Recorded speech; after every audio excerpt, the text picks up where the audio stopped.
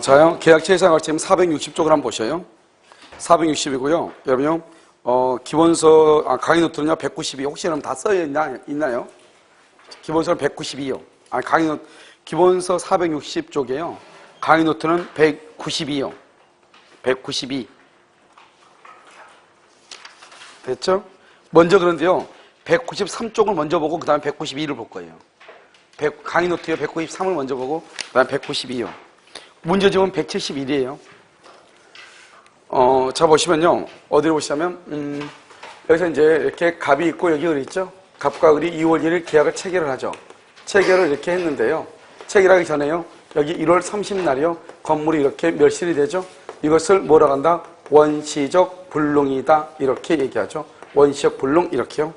그 다음에 계약을 체결하고 난 다음에요. 여기요. 3월 1일이죠? 3월 1일 이행기다. 이렇게 얘기하죠. 그 다음에 여기요. 2월 25일 날이요. 이렇게 건물이 멸실되죠? 이것을 후발적 불능이다. 이렇게 얘기해요. 후발적 불능, 이렇게요. 그러면 원시적 불능을 여러분 무슨 이익이라고 하죠? 원시적 불능을 무슨 이익? 신뢰 이익을 배상한다. 이렇게 얘기하고요. 후발적 불능은요. 이행 이익을 배상한다. 이렇게 얘기하죠. 그래서 여러분요. 원시적이냐 후발적이냐 구별을 할 때 이 원시적은 항상 뭐라 나오냐? 여기서요. 이렇게 이미 멸실이다. 이미 방화로 소외가 됐다. 또는요. 이미 수용이 됐다. 이런 말이 나와요. 이것을 원시적이라고 얘기하는 것이고요. 만약에 매매계약 체계로 임대차 계약 체계로 저당권 설정 후 이런 말이 나온단 말이죠. 그러면 그것을 후발적이고, 후발적은 뭐냐면 체계로 이행기 전에 이렇게 이행기 전이란 말이 나왔다 해서 무조건 원시적 그러면 큰일 나. 그러면 이행기라고 하는 말이 무슨 말이에요? 계약을 체결하고 난 다음에 이행기라고 하는 말이 나오지 그전에는 이행기란 말이 나와 안 나와? 안 나온단 말이죠. 그러니까 이행기 전 그러면 그것은 후발적을 얘기하는 것이에요. 아시겠죠? 자, 그 다음에 여기 원시적 불능이죠? 원시적 불능이고요. 그 다음에 여기 후발적 불능 이렇게 되어 있죠? 이 원시적 불능 플러스 객관적이죠? 객관적이라고 하는 것은 건물이 전부가 멸실되는 것, 화재로 소해되는 것, 그것을 객관적이라고 얘기하고요. 그 다음에 여기 전부 불능이 있고요. 그 다음에 여기 일부가 불능일 경우 이렇게 있죠. 그럼 여기서 전부가 불능일 경우는 원칙적으로 무효가 원칙이고요. 그 다음에 후발적 불능은 원칙적으로 유효가 원칙이죠. 그래서 후발적은 무슨 계약 체결 후죠? 체결 후 일단 유효. 그런데 원시적은요, 일단은 무효. 이렇게. 알겠죠? 차이가 있죠? 이 원시적은 뭐라고 그랬죠? 이미 멸실, 이미 수용. 이렇게. 그래서 여러분 보면 다음 주에서 무효인 것을 찾으시오. 그러면 이미 멸실, 그게 무효예요. 다음 주에서 원시적 불능을 찾으시오. 이미 멸실, 이런 말이죠. 그 다음에 535조. 535조 계약 체결상해. 체결상해 무슨 책임이다? 과실 책임. 이렇게요. 계약 체결상해 과실 책임이다. 이 말은 무슨 말이죠? 계약을 체결하는 과정에서 잘못이 있는 사람은 책임을 진다 이 말이죠. 잘못이 있는 사람이 그러면 잘못 없으면 책임진다 안 진다? 안 진다 이런 말이죠. 됐죠? 그 다음에 이때 책임은 무슨 이익이다? 신뢰 이익이다. 그래서 신뢰 이익 배상을 한다. 이렇게 신뢰 이익이요. 일부죠. 그럼 일부는 어떻게 한다? 일부는 일부는 뭐냐면 수량을 지정한 매매요. 수량을 지정한 매매 이렇게요. 수량을 지정한 매매죠. 그러면 수량을 지정한 매매란 말이 무슨 말이에요? 이것을 다른 말로 평당 100만 원 이 말이죠. 100만 원 곱하기 100평 이 말이죠.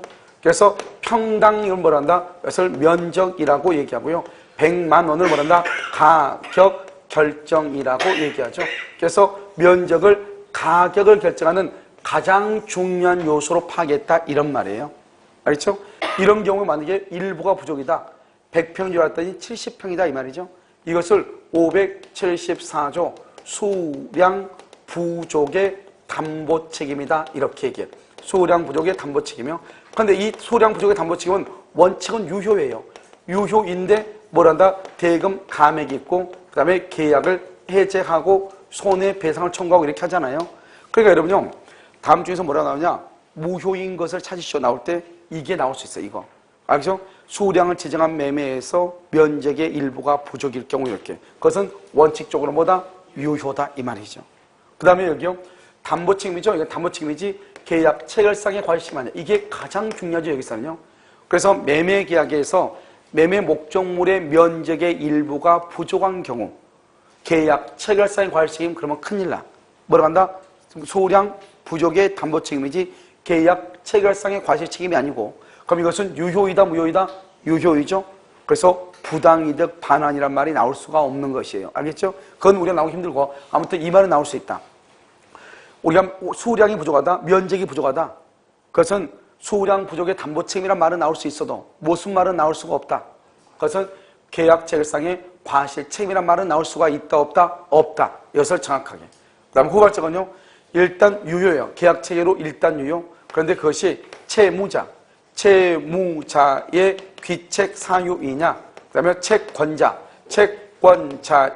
귀책 사유이냐, 알겠죠? 그 다음에 쌍방의 잘못이 없느냐 이 말이죠. 쌍방의 잘못이 없느냐 이렇게.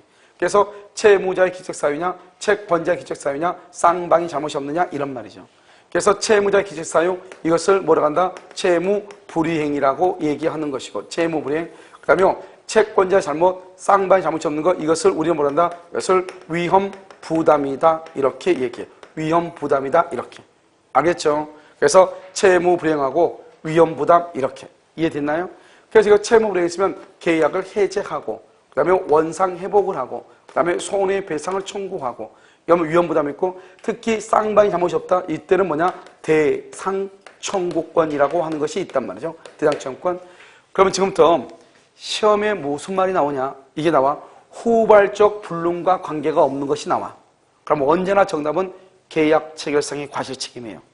계약 체결상의 과실책임은 뭐다? 원시적 불능과 관계가 되죠. 다음 중에서 무효인 것을 고르시면 무효. 그러면 계약 체결상의 과실책임이에요. 그것은 뭐다? 이미 멸실, 이미 수용됐다 이런 말이죠. 됐죠 지금? 자, 그 다음에 또 한 가지. 여기서 이제 우리 보면 뭐를 보냐면 채무불이행이란 말이 아주 중요해. 또 채무불이행 여기서는. 알겠죠? 그러면 채무불이행은 뭐냐? 삼박자가 완벽하게 맞아야 돼. 그래서 채무불이행은요. 삼박자가 뭐냐? 첫 번째 후발적으로, 두 번째 채무자가, 세 번째 귀책사유. 후발적으로 채무자가 귀책사유 이렇게. 후발적으로 채무자가 귀책사유 이렇게. 알겠죠? 그래서 후발적, 채무자, 귀책사유 이 삼박자 맞았을 때 채무불이행이요. 그러니까 계약 체결상의 과실책임에서는 채무불이행이란 말이 나와 안 나와? 안 나와. 왜? 원시적이니까. 채무자가 잘못해야죠. 채권자가 잘못하죠. 그걸 위험부담이죠. 채무불이행 말이 안 나와. 쌍방이 잘못이 없죠. 잘못이 없다는 것은 채무자도 잘못이 없다 이 말이죠. 그래서 위험부담에서는 채무불이행이란 말이 안 나와. 그래서 두 가지요. 계약 체결상의 과실책임과 위험부담에서는 채무불이행이란 말이 나오면 안 돼. 우리가 생각했을 때는 계약을 체결하고 난 다음에 건물이 멸실됐다 그러니까 그러면 채무불이행을 어쩌고저쩌고 하면 그 말이 맞을 것 같단 말이죠. 그런데 채무불이행은 반드시 삼박자 후발적으로 채무자가 잘못을 해야 돼. 그것을 채무불이행 이렇게. 알겠죠? 그래서 채무불이행이 있을 때 계약해제, 원상회복, 손해배상 이렇게. 이것을 먼저 여러분요 여기서 알고 그럼 여기서 이제 우리가 뭘 먼저 보냐면 첫 번째 계약 체결상의 과실책임을 먼저 보고 원시적이죠. 후발적으로 위험 부담을 봐. 이 두 가지를 같이 봐. 하나는 원시적, 하나는 후발적 이러니까. 아시겠죠? 자, 그러면 원시적을 보면 갑이 있고 여기 을이 있죠. 여기 2월 1일 계약을 체결하죠. 체결하기 전에요. 1월 30날 건물이 이렇게 멸실이 되죠. 이것을 뭐라 한다? 원시적 불능이다. 원시적 불능일 때는 무슨 이익을 배상한다고? 실내 이익을 배상한다. 그런데 후발적 불능은 뭐다? 이행이익이잖아요. 그래서 그래서 원시적 불능일 때는 실내 이익 배상을 청구하고 이행이익을 넘지 못한다.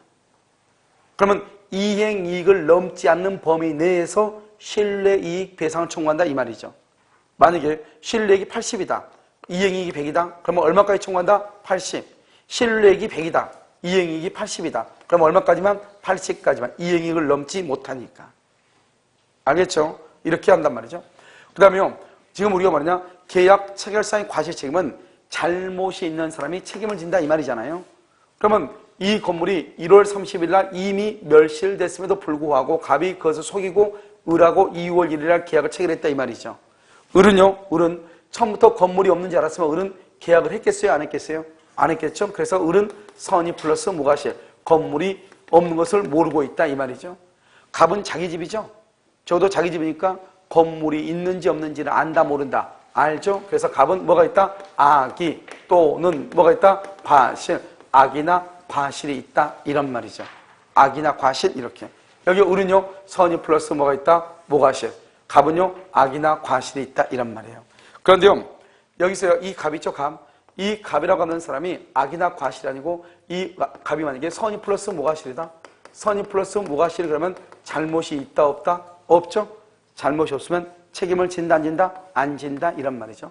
만약에 을이요. 악이나 또는 과실이 있다.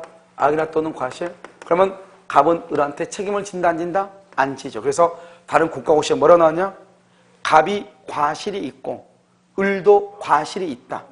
그러면 갑은 을한테 책임을 진다 안 진다? 안 진다 이렇게. 그래서 책임을 지지 아니한다 이렇게 얘기하는 거죠. 이것을 뭐라고 한다?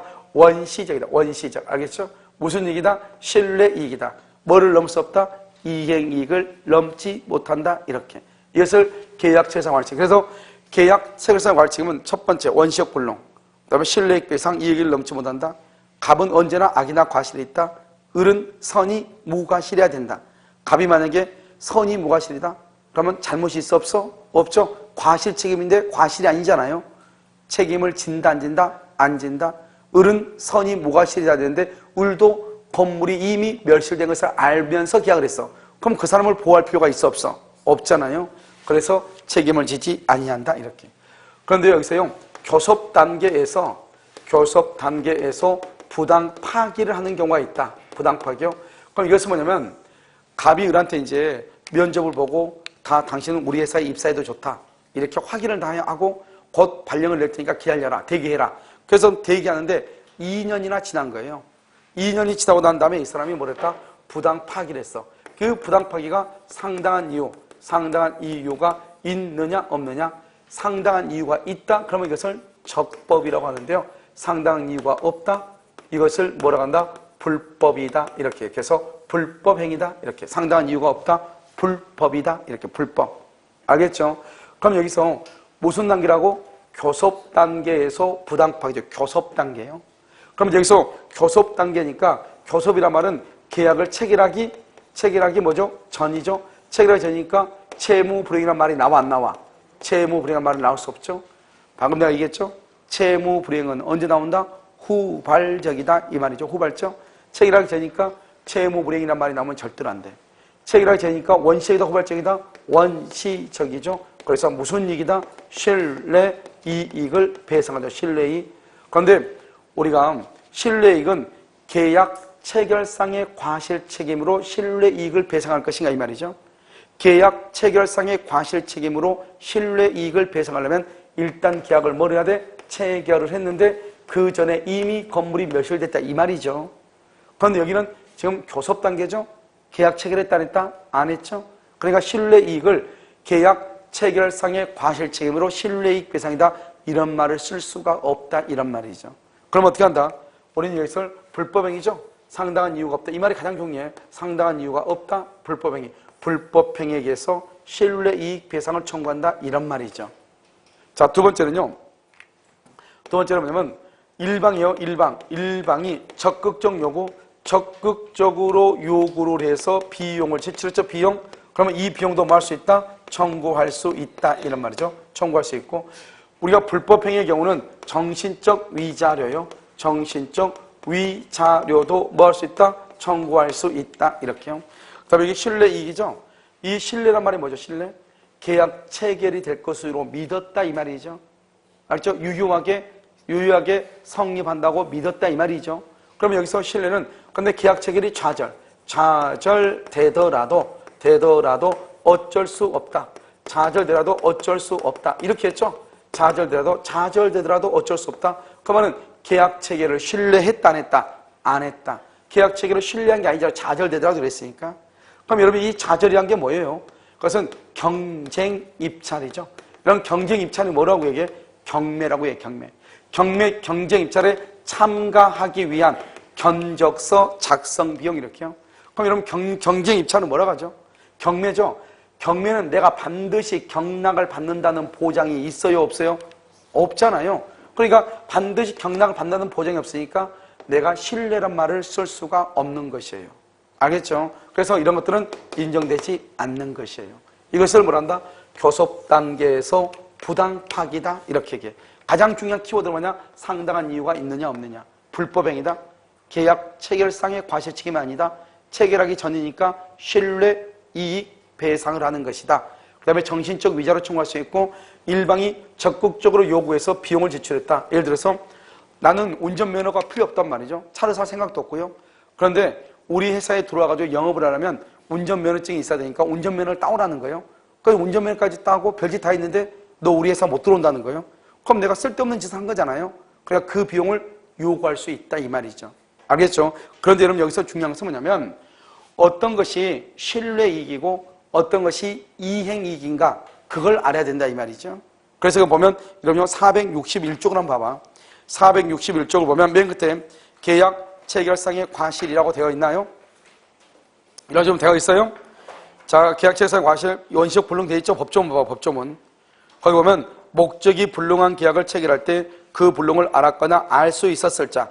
알았거나 알 수 있었다고 하는 것은 누굴 얘기한다? 갑이죠. 갑은 상대방이. 그 다음에 주는 거다 했죠. 계약의 유효를 믿었음으로 인하여 받은 손해를 배상. 계약의 유효를 믿었음으로 인하여 받은 손해. 이것을 뭐라 한다? 유효를 믿었다. 믿을 신자 신뢰 이익이다. 이런 말이죠. 이것이요. 신뢰 이익. 그런데요. 그 배상액은 계약이 유효함으로 인하여 생길 이익에 계약이 유효함으로 인하여 생길 이익에 이걸 뭐라 한다? 이행이익이다. 이란 말이죠. 이행이익을 마지 못한다. 넘지 못한다. 이렇게.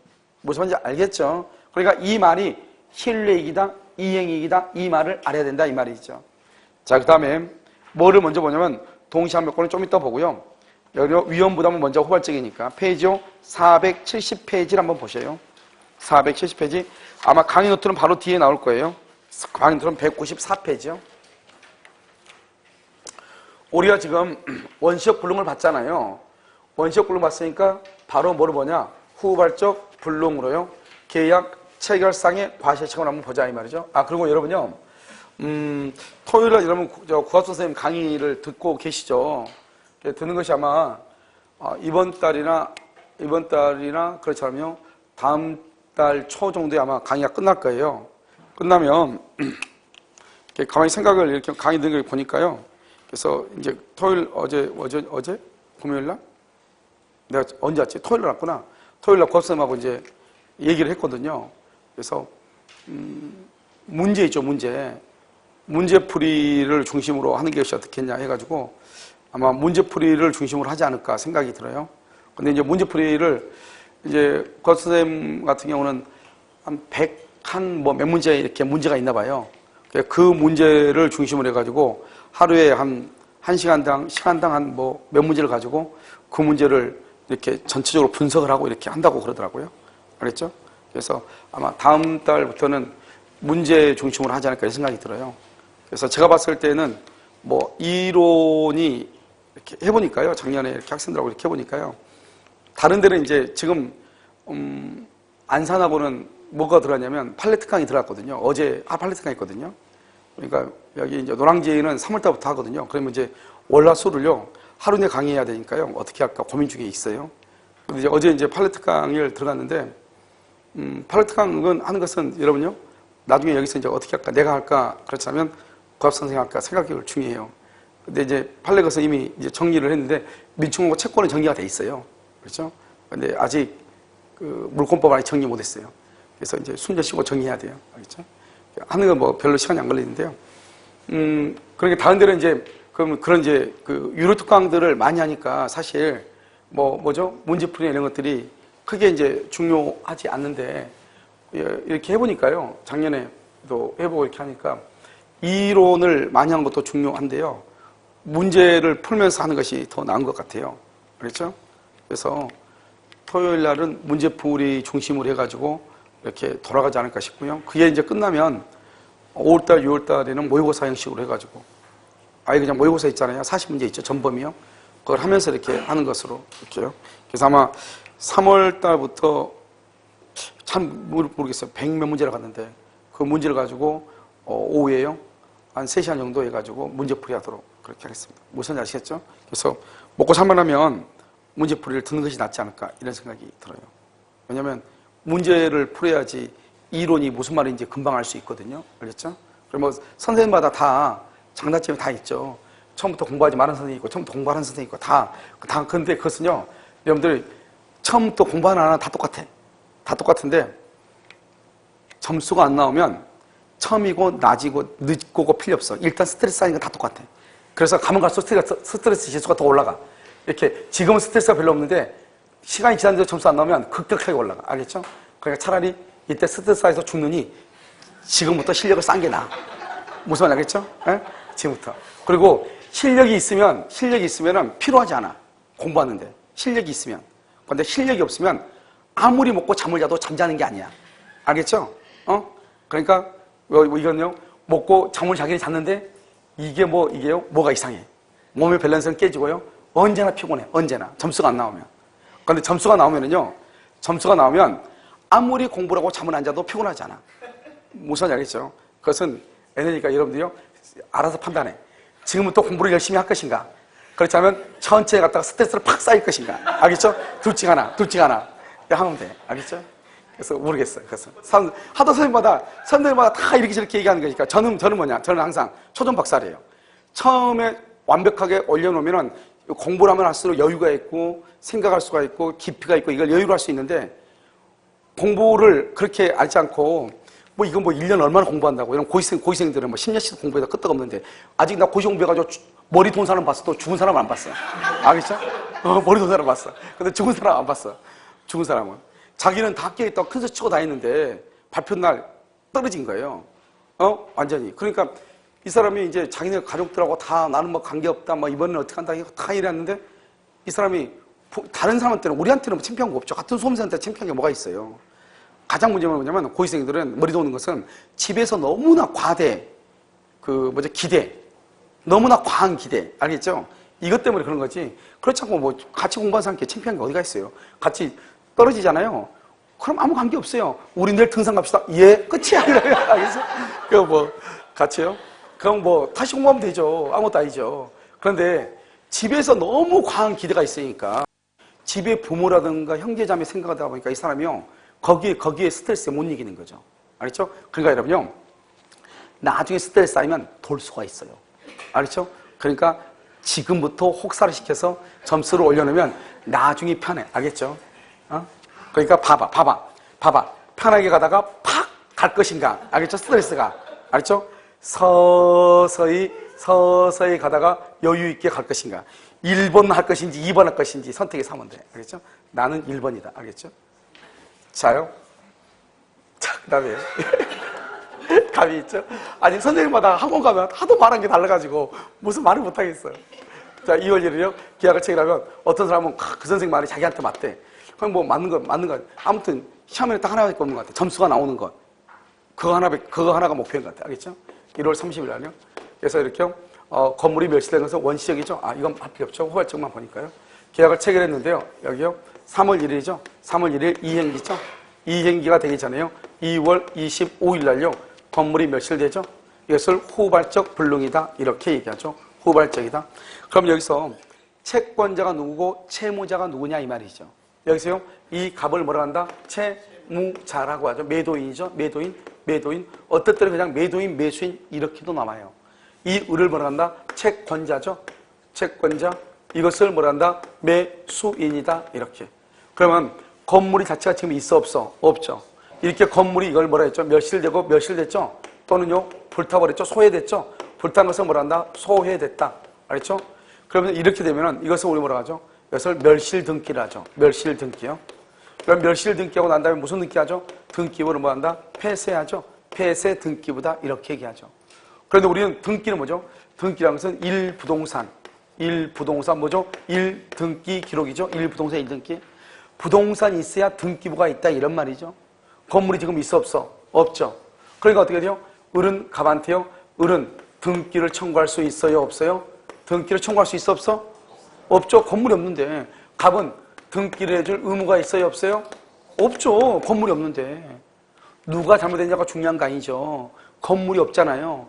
그러니까 갑은 등기해줄 의무가 없고 을은 등기를 청구할 권리가 없는 거예요. 그래서 그 말이 무슨 말이다? 을은 물건을 받을 수가 있다 없다? 없죠? 그것을 물건의 위험이라고 하고, 이 물건을 뭐라 한다? 급부라고 얘기하는 거예요. 급부의 위험이다 이렇게 얘기해. 자, 그러면요, 우리가 지금부터 위험부담은 이렇게 되어 있다는 전제에서 지금부터 출발하는 거예요. 그럼 위험부담은 여기서부터 출발하는 거예요. 일단 건물이 없다. 누가 잘못했냐 그건 나중에 따져. 건물이 없으니까 갑은 등기해줄 의무가 없고 을은 등기를 청구할 권리가 없다. 그러니까 을이 등기를 못 받는다는 것은 물건을 받지 못한다. 받지 못한다. 이익이다 불이익이다. 불이익이다. 그것을 뭐라 한다? 위험이다. 이렇게. 그런데 이제 여기서 이제 뭐냐? 그러면 갑은 을한테 돈 받을 수 있냐 없냐 이 말이죠. 건물은 없어졌는데 여기서 갑이 대금을 청구할 수 있다. 대금을 청구할 수 있다. 그 말은 갑이 대금을 청구한다는 것은 뭐죠? 을이 이익이다 손이다. 을이 손해라는 것이고, 갑이 대금을 청구를 못한다. 청구를 못한다. 그 말은 누가 손해라는 것이다. 청구 못한다. 갑이 손해라는 거죠. 그건 아닌가요? 건물 없어졌는데 갑이 돈을 청구할 수 있어. 받을 수 있어. 그럼 갑은 돈 받으니까 아무 문제 없잖아요. 그런데 을은요? 을은 건물은 없는데 돈만 줘야죠. 돈만. 그러니까 을은 이익이다 손해다. 손해다 이 말이고요. 갑은 대금을 청구할 수 있다 없다? 없다. 건물 없는데 돈은 청구를 못해. 돈을 청구를 못하는 것은 이익이다 손해다. 누가 손해다? 갑이 손해죠. 건물 없어지고 돈 못 받으니까. 이것을 뭐란다? 위험 부담이라고 얘기하는 거예요.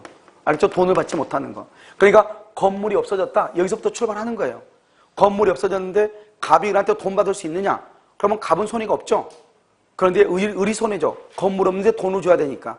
그래서 채권자가 위험을 부담한다고 얘기하고, 갑이 돈을 받을 수 있다. 그럼 갑은 손해가 없죠. 아니, 갑은 을에게 대금을 청구하지 못한다. 그러면 갑이 손해죠. 건물은 없어지고 돈은 못 받으니까. 그러면 갑이 위험을 부담한다고 얘기하는 거예요. 무슨 말인지 알겠죠? 이것을 우리는 뭐라 한다? 위험 부담이다. 그래서 멸실이 첫 번째, 을의 귀책사유. 귀책사유로 건물이 멸실됐다. 2번, 을의 수령지체 중. 수령지체 중. 수령지체 중 그러면 이미 누가 잘못했다? 누가 잘못했어? 이미 을이 잘못했죠? 건물이 멸실됐다. 다음에 세 번째는요, 미리 을에게 인도했어. 을에게 인도했는데 인도했는데 건물이 멸실됐다. 이렇게요. 그 다음에 네 번째는 누가요? 갑의 잘못으로 건물이 멸실됐다. 이 말이고요. 그 다음에 다섯 번째는요, 쌍방의 잘못 없이 건물이 멸실됐다. 이렇게 다섯 가지가 있잖아요. 그러면 여기요, 이 세 가지하고 이렇게 하나하고 이렇게 나누어지는 거예요. 그럼 여기 봐봐요. 이 갑이 누구죠? 갑이 채무자죠. 채무자의 잘못이죠. 채무자의 잘못, 이것을 우리는 뭐라고 표현한다? 채무불이행이죠. 이걸 정확하게 알아야죠. 채무불이행. 채무불이행이 있으면 어떻게 하죠? 갑이 잘못했죠? 그러니까 누가? 을이 계약을 뭐라고? 해제하고 원상회복을 청구하고 손해배상을 청구한다. 누가? 을이. 알겠죠? 채권자가. 채무불이행이다 이게요. 갑이 채무불이행. 그러니까 반드시 갑이 잘못했을 때 채무불이행이라고 그래요. 여기 봐봐. 을이 잘못했어. 을이 잘못했죠? 을이 잘못하면 그럼 어떻게 돼요? 을의 잘못으로 건물이 멸실됐죠. 을이 지금 잘못했죠? 그러면 어떻게 돼요? 지금 갑은 을에게요, 대금을 말 수 있어요? 청구할 수 있어요? 없어요? 있죠? 청구할 수 있죠? 누가 잘못했으니까? 을이 잘못했으니까 갑은 을에게 대금을 청구할 수 있는 것이에요. 무슨 말이죠? 을이 지금 잘못했잖아요. 을이. 그래서 갑이 을에게 대금을 청구한다. 이런 말이죠. 무슨 말인지 알겠죠? 자, 두 번째요. 을의 수령지체 중이라고 되어 있죠? 수령지체 중 건물이 없어졌죠? 그럼 어떻게 돼요? 을의 잘못이잖아요. 이것도 갑은 을에게 대금을 청구하죠. 그 다음에 갑이 을한테요, 미리서 잔금 받기 전에 미리서 인도해줬어. 그런데 건물이 없어졌어. 을이 가지고 있다가 건물이 없어졌죠. 그러니까 이것도 마찬가지로 갑은 을에게 대금을 말 수 있다, 청구할 수 있다.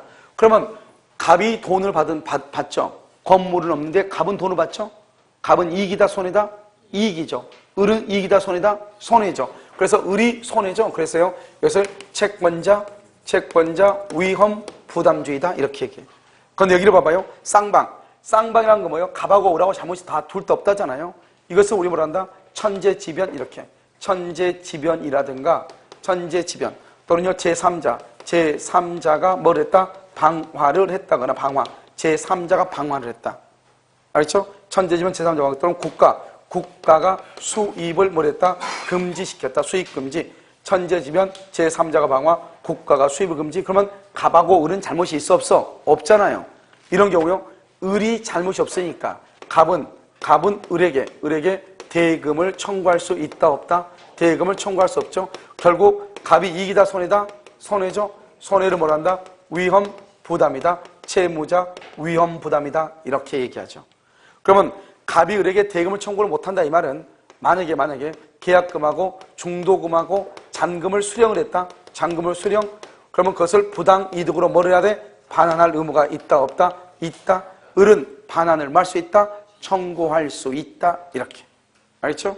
그 다음에 만약에 이 우리가 채권법은 무슨 규정이죠? 임의 규정이죠. 임의 규정이니까 도리어 반환하지 않도록 합의할 수 있다 없다? 있다. 합의할 수 있다. 다른 합의를 할 수 있다. 임의 규정이니까. 그래서 시험에 나오면 1번, 2번, 3번, 4번, 5번 이렇게 나와. 알겠죠? 그래서 우리가요. 아무것도 아니잖아요. 지금. 누가 잘못했냐 이거니까요. 그런데 특히 채권자 위험 부담주의의 경우요. 경우 이 채권자 위험 부담에 인해서 채무자가 얻은 이익 있죠. 이 이익은 중간 소익으로서 뭐를 해야 된다? 반환을 해야 돼. 중간 소익으로서 뭐를 해야 돼? 반환해야 된다. 반환. 그래서 중간 소익으로서 뭘 한다? 반환해야 된다. 이게 중요해. 무슨 말인지 알겠죠? 이것을 우리는 뭐라 한다? 위험 부담이다. 이렇게 해서 모든 논점은 딱 6가지밖에 없어요. 알겠죠? 그래서 하나, 둘, 셋, 넷, 다섯, 여섯. 여기에서 무조건 한 문제가 나오고 이럴 때 나올 때는 언제나 사례 문제로만 나온다. 사례 문제. 알겠죠? 그래서 계약 체계로 잘 보시면 돼요. 누가 잘못해? 이건 그냥 여러분요. 기본적으로 어떻게 하면 돼요? 이건 암기하면 돼요. 알겠죠? 누가 잘못했냐? 아무것도 아니잖아요. 그래서 이것을 위험 부담이다. 이렇게 얘기를 하고. 그래서 위험 부담 보면 여러분요. 가이노트 195페이지 보면 너무나 자세히 나와 있어. 알겠죠? 그 다음에 198조. 가이노트 198조 보면 뭐라 나왔죠? 제3자를 위한 계약이라고 나와 있나요? 제3자를 위한 계약이라고 나와 있어요? 자, 거기를 한번 봐요. 제3자를 위한 계약 거기를 보면 이렇게 되어 있죠? 여기요. 제3자를 위한 계약은요. 이렇게 되어 있어요. 이 제3자를 위한 계약은 여러분요. 용어를 아는 것이 아주 중요해요. 용어요. 이 갑을 뭐란다? 요약자라고 얘기하고요. 이 을을 낙약자라고 얘기를 해요. 그 다음에 이것을 수익자라고 하는데요. 이 수익자를 뭐라 한다? 제3자다. 이렇게 얘기해요. 갑하고 병하고 관계를 뭐라 한다? 대가 관계라고 얘기하고요. 갑하고 을하고 관계를 보상 관계라고 얘기를 해요. 먼저 여러분요. 용어를 먼저 알아야 돼요. 제3자니까. 제3자량 계약의 가장 대표적인 게 바로 뭐예요? 그러면 생명보험 계약이에요. 생명보험. 알겠죠? 생명보험 계약인데요. 여기 봐봐요. 여기 좀 요약자가 있고 여기 낙약자가 있고요. 그럼 여기 수익자 이렇게 있잖아요. 그럼 생명보험 계약이니까 어떻게 한다? 이 갑이라는 사람이 보험자죠. 보험 계약자. 여기가 누구죠? 여기가 삼성생명이죠. 삼성. 여기가 수익자죠. 우리가 보험 계약은 계약자하고 삼성생명하고 계약을 하죠. 그래가지고 자기가 죽으면은 여기 자기 처한테요 보험금을 지급해 줘라. 그래서 5억 원의 보험 계약을 체결했단 말이죠. 그러면 갑이 사망하면 을은요 병한테 보험금을 지급하죠. 그런데 만약에 갑이 사망하기 전에는 갑이 만약에 보험료를 내지 않는다. 그러면요 이 삼성은 병한테 보험료를 달라고 독촉을 해요. 갑한테 독촉을 해요. 갑한테 독촉하죠. 그러니까요 일단 죽기 전까지는 이 병은 수익자로서 의미가 없죠. 알겠죠? 죽기 전까지는 죽어야지 수익자가 의미가 있는 거죠. 그러니까 우리가 제3자를 위한 계약은 실제로 계약의 당사자는 누구하고 누구다? 갑하고 을이다. 이 갑하고 을이 뭐다? 갑하고 을이 이것을 뭐란다?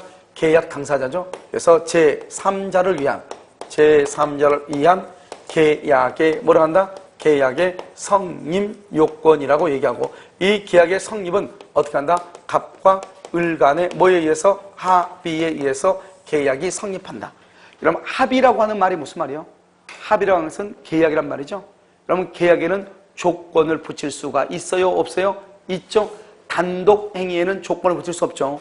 계약에는 뭐 할 수 있다? 조건을 붙일 수 있다. 그래서 갑과 을의 합의에서 갑이 무효나 그 다음에 여기요 취소나 그 다음에 해제를 주장할 수 있죠. 무효나 취소를 뭐라 한다? 이것을 부당, 이득, 반환이라고 하고 해제를 뭐라 한다? 원상 회복 의무다 이렇게 얘기하죠. 원상 회복 의무. 이것을 우리는 뭐란다? 계약의 성립 요건이다 이렇게 얘기하죠. 그러니까 이런 봐봐요. 만약에 아무리 수익자가 있어도 이런 보험 계약을 해약을 할 때 수익자가 가서 해약을 해요? 보험 계약자가 가서 해약을 해요? 계약자가 가서. 수익자한테 그걸 물어봐. 보험 깰 때 이런 보험 계약 깰 때 수익자한테 묻지 않아? 묻지 않죠? 수익자가 가서 보험 계약을 해약할 수 있어 없어? 없죠. 그걸 얘기하는 거예요 그냥. 그러니까 수익자는 무효 취소 해제를 할 수 없다.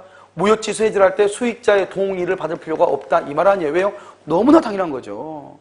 그 다음에요. 이 만약에 보험 계약 해약을 하죠. 해약을 하면은 보험금 나올 거 아니에요. 그 보험금은 수익자한테 가요? 갑한테 가요? 해약하면은? 갑한테 가, 수익자한테 줘요? 해약하면 누구한테 줘요? 보험 계약이 무효나 취소나 해제가 됐어. 그러면 그 보험금 있잖아요. 그 보험금을 부당이득 또는 원상회복이라고 하는데 이것은 누구한테 가요? 갑한테 가죠, 갑한테. 그러니까 병한테는 간다, 안 간다? 안 간다. 너무나 당연한 거 아니에요. 그래 이걸 가서 보험 계약을 보면 된단 말이죠. 그럼 보험이라고 하는 것은 뭐죠? 보험이라는 것은 태아라든가 설립 중의 법인, 법인 같은 것도 된다 이 말이죠. 자, 그 다음에 여기서 대가관계는 뭐냐? 대가관계가 흠결이 있다. 흠결. 제3자를 위한 계약에 영향을 미친다, 미치지 않는다. 영향을 미치지 아니한다. 여러분 봐봐. 여러분 대가관계가 뭐죠? 갑하고 병을 대가관계죠. 대가관계 흠결이죠. 흠결은 뭐냐? 갑하고 병이 이혼을 했다. 간단히 얘기하면 이혼을 했다 이 말이죠. 영향을 받아 안 받아? 안 받는다. 그러면 이혼을 했으면 어떻게 해야 돼요? 갑은 을하고 보험계약을 해약하든지 수익자를 변경을 해야죠. 수익자 변경도 없고 계약을 해약도 안 하죠. 여전히 갑하고 을하고 병하고는 여전히 유효해요. 그러니까 둘이 사람이 이혼을 했다 하더라도 만약에 갑이 사망했다. 그럼 어떻게 해야 돼요? 을은 병한테 보험금을 지급해야 돼요. 병이 보험금 청구에 대해서 을이요. 대가관계 흠결, 즉 이혼했으니까 보험금을 줄 수 없다. 그러면 돼야 안 돼요? 안 돼요. 그 다음에 병이 을이요. 갑한테요. 보험료 달라고 하죠. 10만 원 빨리 주세요. 생명보험금 이렇게 얘기하죠. 그래서 매달 내는 보험료 있잖아요. 갑이 뭐라고 그래? 나 어제 우리 와이프하고 이혼해서 못 주겠는데 그러면 안 되지. 그러려면 어떻게 해야 돼요? 보험계약을 해약하든지 수익자를 변경하든지 해가지고 보험료를 내든지 해야지. 이혼했으니까 보험료를 못 주겠다. 그러면 돼? 안 돼? 안 된다 이 말이죠. 알겠죠? 그러니까 대가관계 흠결을 이유로 요약자는 낙약자에 대해서 항변하지 못하고 낙약자는 수익자에 대해서 대항하지 못한다. 그 다음에 수익자의 청구에 대해서 낙약자는 거절하지 못하고 낙약자의 청구에 대해서 요약자는 거절하지 못한다 이런 말이죠. 그래서 을이 병한테 돈을 줘야 되니까 을을 뭐라 한다? 채무자라고 얘기하는 거예요. 그런데 보상관계에 뭐가 있다? 흠결이죠. 흠결. 보상관계 흠결. 영향을 받아 안 받아? 영향을 받죠. 그러니까 여러분요. 우리가 이제 보험 들고 나서 항상 문제죠. 우리나라 사람들 왜 보험을 잘 깨냐? 설명 의무가 올바르지 않고 또 우리나라 사람은 성격이 급해가지고 똑바로 알아보지 않고 보험을 드니까 그래. 보험을 들면 꼼꼼하게 따져보고 보험을 들어야 될 거 아니에요. 내 돈 들어가는 거니까. 그런데 아는 사람이니까 물어보고 그러면 뭐 따지는 것 싶어가지고 묻지는 못해. 그러니까 저쪽도 아니 들어줄 건 그냥 들어주지 뭘 따져 내가 알아서 할 건데 이렇게 한단 말이죠. 그런데 자기 딴은 조금 보험료를 낮춘다고 낮춰놨는데 필요 없다고 해가지고 빼놨는데 자기는 나중에 보면 꼭 그런 일이 또 사고가 터지잖아요. 그럼 어떻게 해야 돼요? 아, 이 보험은 그거 안 되는데 이렇게 한단 말이죠. 그러면 이제 인간관계에 금가기 시작하는 거죠. 괜히 보험 하나 들어놓고 그렇잖아요. 그러다가 어떻게 한다? 왜 안 되냐고 보험 들었는데 10만이나 냈는데 이것도 안 되냐고. 이러다 보면 어떻게 돼요? 중간에 보험이 깨지 안 깨져? 깨지죠. 그래서 뭐다? 우리가 보상관계 흠결이 있다? 영향을 받는다 이 말이죠. 착오나 사기나 강박이 있다? 취소할 수 있다. 그 다음에 일방이 채무불행이다. 갑이 만약에 보험료를 안 낸다? 그럼 보험계약을 그대로 유지할 수 있어요? 없어요? 없죠. 그러니까 보상관계 흠결은 제3자를 위한 계약에 영향을 미치죠.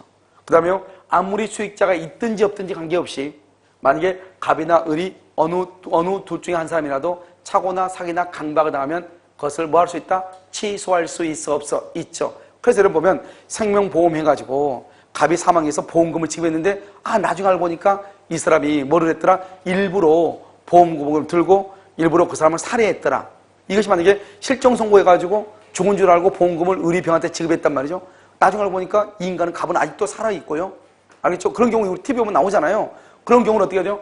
병이 아무리 병한테 수익금, 즉 보험금을 지급했다고 할지라도 을은 착오나 사기나 강박이 있으면 취소할 수 있어 없어? 있죠? 있고 다시 보험금 달라 해야 돼 안 해야 돼? 해야 되죠.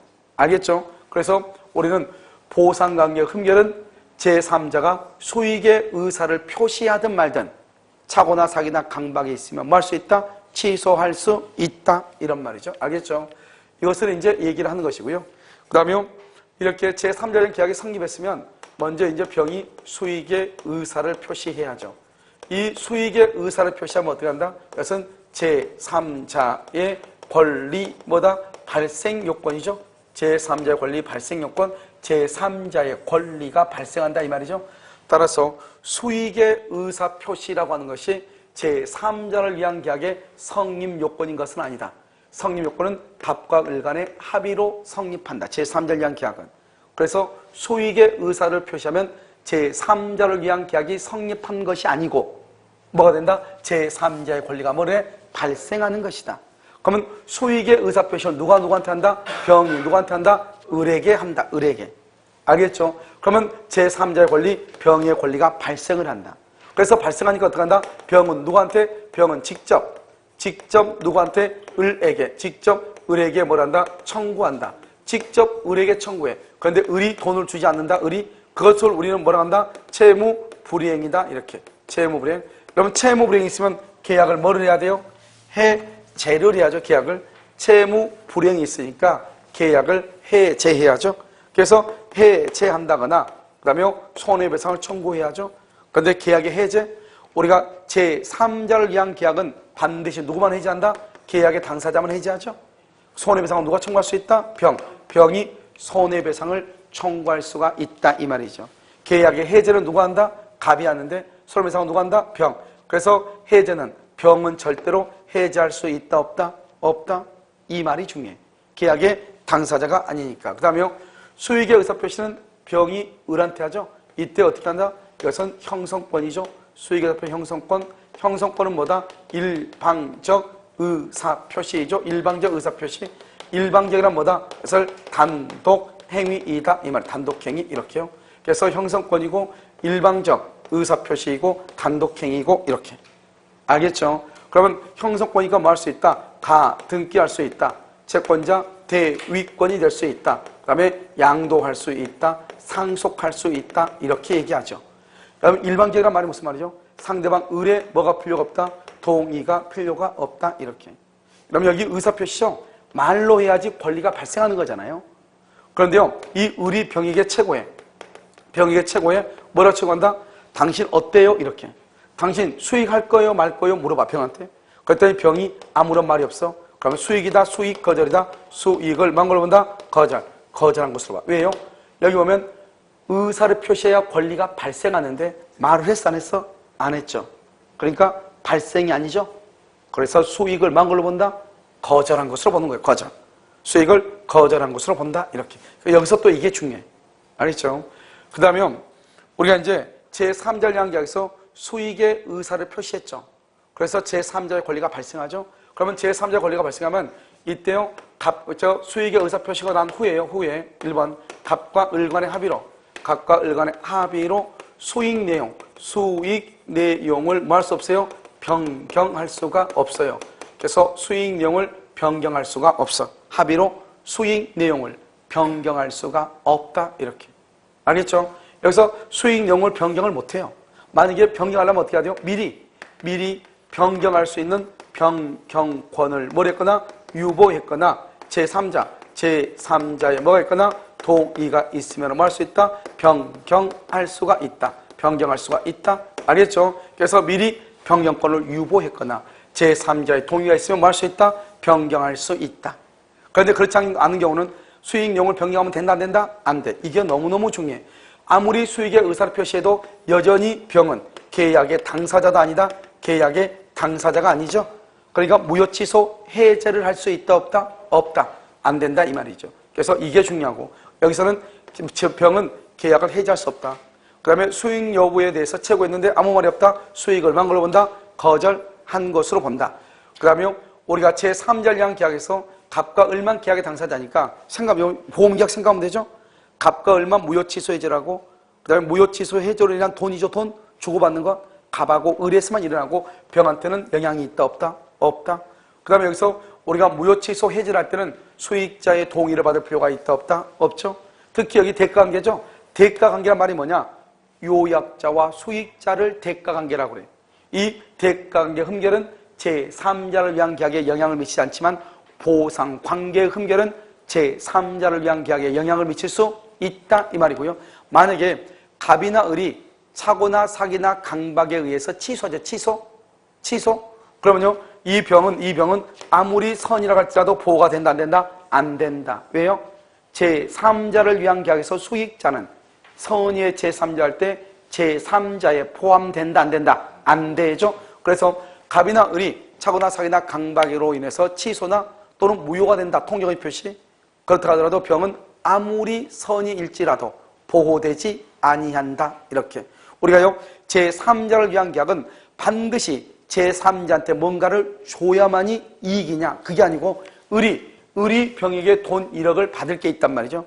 받을 게 있는데 그 1억 원 받을 수 있는 그것을 면제해줘. 면제해준단 말은 돈을 갚지 않아도 된다 이 말이죠. 그럼 내 주머니에서 1억이 나가야 되는데 내가 돈을 면제받았단 말은 돈을 1억이 나가지 않아도 된다 이 말이죠. 그럼 나한테는 이익이다 손해다? 이익이죠. 그것도 제3자를 위한 계약에 포함된다 이 말이죠. 물론 이제 여러분요, 가끔 이제 여러분요, 책을 보면 병존적 채무인수, 병존적 또는 이것을 중첩적이라고 그래. 병존적, 중첩적 채무인수 이것은 제3자를 위한 계약인데 이행인수라든가 그다음에 면책적 채무인수, 면책적 채무인수는 채무인수는 제3자를 위한 계약이 아니다. 이런 말을 하잖아요. 알겠죠? 그럼 중첩적이라는 건 뭐냐? 이런 거예요. 갑이 을한테요 1억 원을 빌려달라고 돈을 빌려줬어. 채무자죠. 그럼 을이 돈을 갚아야 되잖아요. 그런데 병이 있죠. 병이 채무자가 하나 더 와가지고 자기도 을하고 더불어서 당신한테 돈을 갚아주겠다는 거예요. 채무자가 한 명 있을 때가 좋아요? 2명 있을 때가 좋아요? 그러니까 갑한테는 유리해요? 불리해요? 갑한테 유리해? 불리해? 이러면 이걸 뭐 생각하고 대답하는 거예요? 알겠죠? 채무자가 2명 있을 때가 당연히 좋죠. 그러니까 갑한테 유리하죠. 이걸 두 사람이 병존적으로 채무로 인수했다 이 말이죠. 그러니까 갑한테 유리하다 불리하다? 유리. 그러니까 제3자를 위한 계약이다 이 말이고. 면책적이라는 건 뭐냐? 면책적. 갑이 을한테 돈을 빌려줬는데요. 을이 채무자가 안 되고 병이 채무자가 되겠다는 거예요. 그러니까 채무자가 한 명 있을 때 똑같잖아요. 을이 채무자일 때하고 병이 채무자일 때하고 위험도는 똑같잖아요. 그러니까 이걸 면책이란 말은 을은 책임이 없고 을은 이제 채무자가 아니에요. 병이 대신 채무자가 돼. 그러니까 우리가 보면 딸한테 돈을 빌렸는데 딸이 돈을 못 갚으니까 저기 흑산도로 팔아버린다고 하니까 흑산도? 그냥 울릉도로 할까? 울릉도로 팔아버린다고 하니까 알겠죠? 아버지가 뭐라 그래? 그 돈 내가 갚아주겠다. 할 수 있어 없어? 있죠. 그럼 채무자가 바뀌죠. 그걸 면책적이라고 하는 거예요. 우리 딸은 놔둬라. 알겠죠? 이렇게 얘기한단 말이죠. 면책적. 이행인수는 뭐냐? 저 포장마차에서 술 마시면서 얘기하는 거죠. 남자들끼리요. 남자들끼리 보면 객기 부르는 사람들 있죠. 내가 친구한테 얘기하죠. 내가 누구한테 돈 얼마를 빌렸는데 야, 그 돈 못 갚아서 내가 힘들다. 어떻게 하면 좋니? 그러니까 야, 그 돈 내가 갚아줄게. 이렇게 얘기하죠. 내가 갚아줄게. 그걸 이행인수라고 그래. 내가 대신해줄게. 그러니까 이 친구가 너무나 고마워서 그 다음날 전화를 하잖아요. 그러면 그 친구가 하는 말이 있어. 첫 마디 어제 술 마신 거 기억이 난다? 안 난다? 안 난다. 필름이 어땠다? 끊겼다. 알겠죠? 술값은 누가 계산했냐? 이렇게. 알겠죠? 그래서 친구가 돈 갚은 자에서 열심히 술을 사 먹이고 했는데요. 그래서 낙지도 살아있는 거 자기 주고요. 죽은 거 내가 먹었는데요. 알겠죠? 그런데 아침에 일어나서 기억이 안 난다가 아니요. 그 낙지를 다시 빼어내올 수도 없고 아주 골치 아프죠? 그걸 뭐란다? 이행인수라고 하죠. 그러니까 의미가 있어 없어? 없죠. 그래서 그것을 이행인수 제3자를 위한 계약이다 아니다 이렇게. 그 정도만 알면 돼요. 중요하지 않으니까. 그런데 여러분요. 우리가 이제 제3자를 위한 계약은 100% 뭐로 나오냐? 사례 문제로 나온다? 이렇게 보시면 사례 문제. 위험 부담하고 제3자를 위한 계약은 100% 사례 문제로 나와요. 알겠죠? 우리 문제 보면 문제집 봐도 제3자를 위한 계약은 처음부터 끝까지 다 뭐예요? 사례 문제로 되어 있잖아요. 무슨 말인지 알겠죠?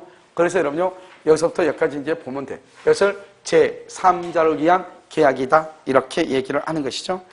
자, 그 다음에 이제, 우리가 여러분요, 어디로 보냐? 464쪽을 한번 봐봐요. 464쪽을 보면, 여러분 거기 뭐라 나왔죠? 동시이행의 항변권이라고 나와 있나요? 동시이행의 항변권이 나와 있어요? 나와 있죠? 이것은 여러분요, 잠깐 쉬었다가요, 여기 동시이행 항변권하고, 그 다음에 계약의 해지하고, 먼저 이제 우리가 전체적으로 법이 이렇게 되어 있다는 얘기할 거예요. 그러고 난 다음에 하나하나 설명하도록 그렇게 하겠습니다. 잠깐 쉬도록 그렇게 하겠습니다.